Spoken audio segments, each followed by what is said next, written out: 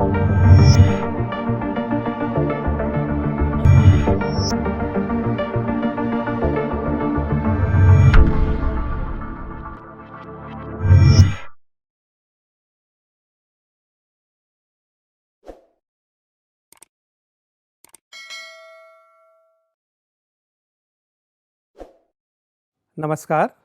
मैं professor Dhiresh Kulshreshtha, professor and dean economics, Chitkara business school, Chitkara university Punjab. आज हम लोग बात करेंगे बैलेंस ऑफ पेमेंट्स। ये बीओपी जो इंटरनेशनल ट्रेड, जो इंटरनेशनल इकोनॉमिक्स का बहुत इम्पोर्टेंट एक फैक्टर है, उसमें डिसइक्विलिब्रियम यानी असंतुलन की स्थिति के क्या कारण होते हैं बैलेंस ऑफ पेमेंट्स के, और उसके उपाय क्या क्या हैं, आज हम उस पर बात करेंगे। बैलेंस ऑफ पेमेंट्स, सबसे पहले तो ये जानेंगे कि बैलेंस ऑफ पेमेंट्स होता क्या है। उसके बाद ये जानने की कोशिश करेंगे कि डिसइक्विलिब्रियम के क्यों होते हैं, उसके उसके रीजंस क्या हैं, उसके कॉजेज क्या हैं, और उसके कॉजेज, उसके रीजन जानने के बाद हम उसकी उपायों की चर्चा करेंगे। जब हम बात करते हैं बैलेंस ऑफ पेमेंट्स की, अर्थशास्त्र के प्रोफेसर होने के नाते हम जानते हैं कि बैलेंस ऑफ पेमेंट्स की जब बात होती है तो ये दो देशों के बीच में हो रहे व्यवसाय, व्यापार, जो लेन देन है, उसके एक सिस्टमेटिक अकाउंटिंग रिकॉर्ड को दर्शाता है। अगर हम डेफिनेशन की बात करें इसकी, the balance of payments of a country is a systematic accounting record of all economic transactions, all economic transaction during a given period of time between the residents of the country and residents of the foreign countries। यानी कि एक देश से दूसरे देश के मध्य given period of time, specifically ये एक साल का होता है। उसको हम लोग इकोनॉमिक्स में जानते हैं कि क्वार्टर चेक करते हैं, Q1 Q2 Q3 Q4 quarterly check किया जाता है। तो सिस्टमेटिक अकाउंटिंग रिकॉर्ड को, जो ऑल इकोनॉमिक ट्रांजेक्शन्स हैं, उसके रिकॉर्ड को हम क्या कहते हैं कि एक साल के अंदर एक देश से दूसरे देश के बीच में कितना व्यापार हुआ, उसका एक accounting record, systematic accounting record, जिसमें कि एक all the economic transactions are over here, तो उसको हम कहेंगे बैलेंस ऑफ पेमेंट्स। बहुत इजी करके समझाने की कोशिश की है। अब आप समझ लीजिए कि एक तरफ एक कंट्री है, मान लो एग्जाम्पल, छोटा सा एग्जाम्पल आपको समझाने के लिए, भारत और चाइना। बहुत बड़ा एग्जाम्पल एशिया से हम लोग ले रहे हैं, साउथ एशिया में आप लोग देख ही रहे हैं कि चाइना से हम बहुत सारा माल, बहुत सारा उनकी गुड्स एंड सर्विसेज लेते हैं जो मिलियंस डॉलर्स में है। अगर हम भारत की बात करें तो भारत 2.8 ट्रिलियन डॉलर की इकोनॉमी है। कोरोना के कारण उसका जो इकोनॉमिक साइज़ है वो घट गया है, क्योंकि हमारा जो इकोनॉमी है वो ऊपर से नीचे की ओर एकदम आया और बी शेप में, वी फॉर विक्ट्री शेप में फिर वो रिकवर हो रहा है। उसके कारण यही है कि हमारा अंतर्राष्ट्रीय स्तर पर जो हमारे व्यापार थे वो बंद हुए, और बंद होने से क्या हुआ कि बैलेंस ऑफ पेमेंट्स का डिसइक्विलिब्रियम शुरू हुआ। हम बात करें भारत और चाइना की, तो भारत हमेशा चाइना से बहुत ज़्यादा वस्तुओं, माल का व्यापार का आयात करता है, यानी कि हमारी इंपोर्ट ज़्यादा है, भारत की इंपोर्ट चाइना के साथ ज़्यादा है, और हम एक्सपोर्ट्स कम करते हैं चीज़ों को। अब हम जानते हैं, अर्थशास्त्र के विद्यार्थी होने के नाते, अर्थशास्त्र पढ़ रहे हैं, पढ़ा रहे हैं, समझ रहे हैं, जान रहे हैं कि the role of the import और एक्सपोर्ट जो जीडीपी में हमारे यहाँ है, the GDP is equal to C plus I plus G plus X minus M। C for consumption, I for investment, G for government expenditure, plus X means exports, M for import. Now today I will talk to import and exports first here. The role of export is positive in any GDP, यानी कि export जिस देश का ज्यादा होगा उसकी GDP में वृद्धि होगी।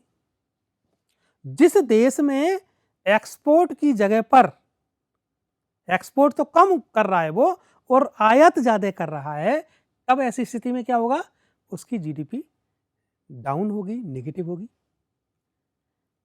और जब नेगेटिव होगी तो हमारा आयात, अगर समझ लीजिए आयात अगर ज्यादा है और एक्सपोर्ट हमारा कम है, तो हमारा क्या होगा, वो दो देश के बीच में क्या होगा, जैसे चाइना और इंडिया का एग्जाम्पल बहुत अच्छा एग्जाम्पल है, बस हम लोग हमेशा बात करते हैं, हमारा राइवल्स भी है, हालांकि उसकी इकोनॉमी लगभग 16 ट्रिलियन डॉलर की है। मैं बताना चाहूँगा, हमें तभी हम लोग बात करते हैं सेल्फ रिलायंट इंडिया की, आत्मनिर्भर भारत की बात करते हैं, हम बात करते हैं वन विलेज वन प्रोडक्ट की, हम बात करते हैं वन डिस्ट्रिक्ट वन प्रोडक्ट की।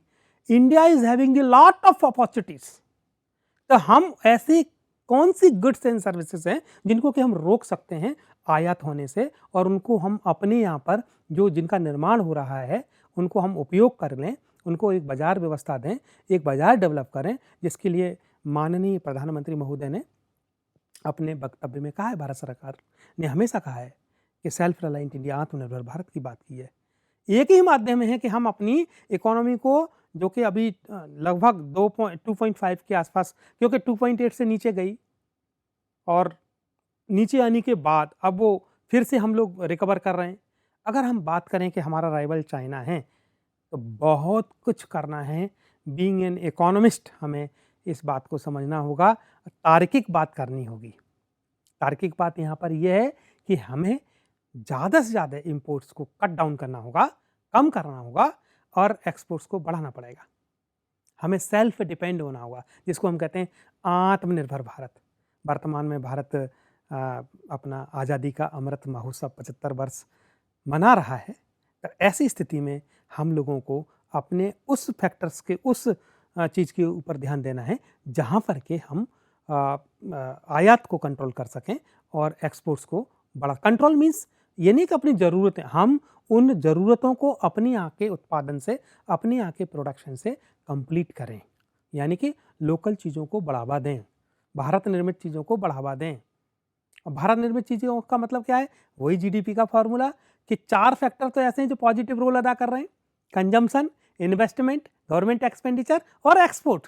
ये 4 ऐसे हैं, बट एक फैक्टर कौन सा है, इंपोर्ट, वो कैसा रोल अदा कर रहा है, नेगेटिव। और वहाँ से ही हमारा एक्सपोर्ट्स इंपोर्ट्स के जब डिसइक्विलिब्रियम होना शुरू होता है, तब उसको हम लोग बैलेंस ऑफ पेमेंट्स डिसइक्विलिब्रियम के नाम से जानते हैं। अब बात ये होती है कि उसमें मतलब डिसइक्विलिब्रियम की और कंडीशंस कौन कौन सी हैं। Double entry accounting record, accounts का जो विद्यार्थी है वो इस बात को समझ सकता है कि अकाउंट्स में बहुत, और जीडीपी पे भी काउंट करते समय हमें पता है, नेशनल इनकम काउंटिंग के जब होता है तो हम ध्यान रखते हैं कि कोई भी चीज़ को हम डबल काउंट ना कर लें। ऐसे at the same time double entry accounting record, it is the big issue in the balance of payments, I tell you. Then apart from errors and omissions, it must always balance, है ना। The errors and omissions और double entry accounting record. दूसरा point, the BOP deficit और surplus indicate imbalance. देखिए, अगर deficit होगा balance of payments में तो अभी डिसइक्विलिब्रियम है, अगर उसमें वृद्धि होगी, सरप्लस होगा, तब भी इम्बैलेंसेस है बीओपी में। तो दोनों कंडीशंस में, जैसे कि मैंने आपको स्टार्टिंग में बताया कि हमें डेफिसिट को भी कंट्रोल करना है और सरप्लस को भी कंट्रोल करना है। आप समझ रहे हैं कि इक्विलिब्रियम को हम लोग कैसे, संतुलन की अवस्था, संतुलन मतलब व्यापार का संतुलन, बहुत शुद्ध, बहुत साधारण तरीके से समझिए आप। तो डेफिसिट और सरप्लस को हम क्या करेंगे, बैलेंस करेंगे, तो बीओपी डिसइक्विलिब्रियम से हम क्या कर सकते हैं, बच सकते हैं, रुक सकते हैं, उसको कंट्रोल कर सकते हैं। A country balance of payments is said to be in disequilibrium when its autonomous receipt, यानी कि receipt is credit, are not equal to its autonomous payments। यानी कि अगर हम ये देखें, डिसइक्विलिब्रियम की कंडीशन ये है, तीसरी क्या है, दो देशों के बीच में जो रिसीट है, क्रेडिट है और जो डेबिट है, अगर वो बराबर ना हो, इक्वल ना हो, तब हम क्या कहेंगे कि बैलेंस ऑफ पेमेंट कैसी कंडीशन में चला गया है, बीओपी किस कंडीशन में चला गया है, डिसइक्विलिब्रियम कंडीशन में चला गया है। तो ये कुछ कारण हैं जिनके माध्यम से हम ये जान सकते हैं, समझ सकते हैं कि बैलेंस ऑफ पेमेंट्स डिसइक्विलिब्रियम की कंडीशंस में कब जाता है, कब हम कहते हैं कि इस कंडीशन में अब बैलेंस ऑफ पेमेंट्स डिसइक्विलिब्रियम असंतुलित हो गया है, असंतुलन की अवस्था में है। डेफिसिट किसे कहते हैं आप जरा समझ लीजिए। ए डेफिसिट और an unfavourable balance exist when the value of autonomous debit items exceed the value of autonomous credit items. Simple, deficit मतलब घाटा बैलेंस ऑफ पेमेंट्स का, कि भाई हमारे पास डेबिट आइटम्स एक्सीड हो रहे हैं क्रेडिट से, क्या हो गया ये बैलेंस ऑफ पेमेंट्स का डेफिसिट। तो इसको आप इस तरीके से बैलेंस ऑफ पेमेंट सरप्लस कैसे कहेंगे हम। ए सरप्लस और favourable balance exist when the value of autonomous credit items exceed, just opposite किसका, बैलेंस ऑफ पेमेंट्स डेफिसिट का जस्ट अपोजिट। यहाँ पर क्या किसकी बढ़ जाएगी, क्रेडिट आइटम की एक्सीड हो जाए डेबिट से तो सरप्लस हो जाएगा। सिंपल, तो हमें ये समझना है कि कब सरप्लस होगा, कब डेफिसिट होगा, और जब दोनों ही कंडीशन में हम क्या कहेंगे उसको कि बैलेंस ऑफ पेमेंट्स कैसा है, डिसइक्विलिब्रियम कंडीशंस में। ये उसके कुछ टाइप्स दिए हैं, cyclical disequilibrium, secular disequilibrium, structural disequilibrium, fundamental disequilibrium, temporary disequilibrium, है ना। साइक्लिकल क्या है, disequilibrium caused by trade cycle, terms of trade and growth of trade undergo change as a result of trade cycles, effects of BOP, है ना, कैसे corrected by import export adjustment, जो cyclical, simple, जो जिसको हम trade cycle जानते हैं। Secular means when an economy undergo intensive changes, है ना, जैसे कि अभी इंटेंसिव चेंजेस, अभी पेरुवन का इकोनॉमी है, श्रीलंका की इकोनॉमी है, क्योंकि हम इंटरनेशनल इकोनॉमिक्स पढ़ रहे हैं तो हमें ये समझना पड़ेगा कि एक दूसरे इकोनॉमी, अभी पाकिस्तान हमारा पड़ोसी देश, उसकी इकोनॉमी है, इंटेंसिव चेंजेस हो रहे हैं वहाँ पर, है ना। हाइपर इन्फ्लेशन की कंडीशंस है, वेनेजुएला का इकोनॉमी है, एग्जाम्पल दिया। इट कॉजेज सेकुलर, अभी यूक्रेन का इकोनॉमी जाएगा, तो we have a lot of example. It causes secular for long-term disequilibrium in the BOP. For example, as a secular trend in a developed country, the disposable income is generally very high, and so is the aggregate demand. I tell you. And structural में, when structural changes take place in some sectors of the economy, the effect import-export trade of the country resulting in structural disequilibrium. What about the fundamental disequilibrium here? When a country suffers chronic disequilibrium in its BOP, then according to IMF it will be called fundamental disequilibrium. Pakistan की economy एक example है, आपको पता होगा FATF, है ना।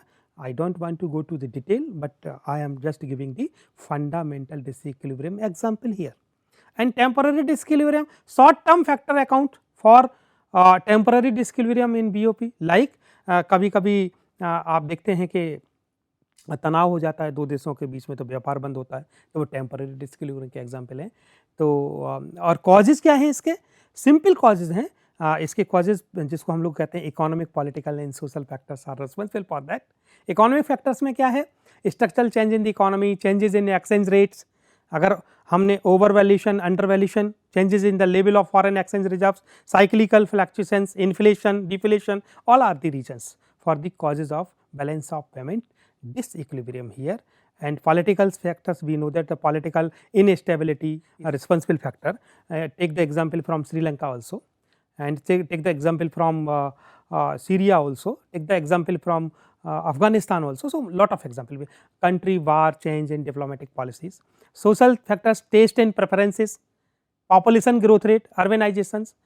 Remedies for export promotion, simply it is the major, you know, of part of remedies for balance of payments is export promotion here, I tell you.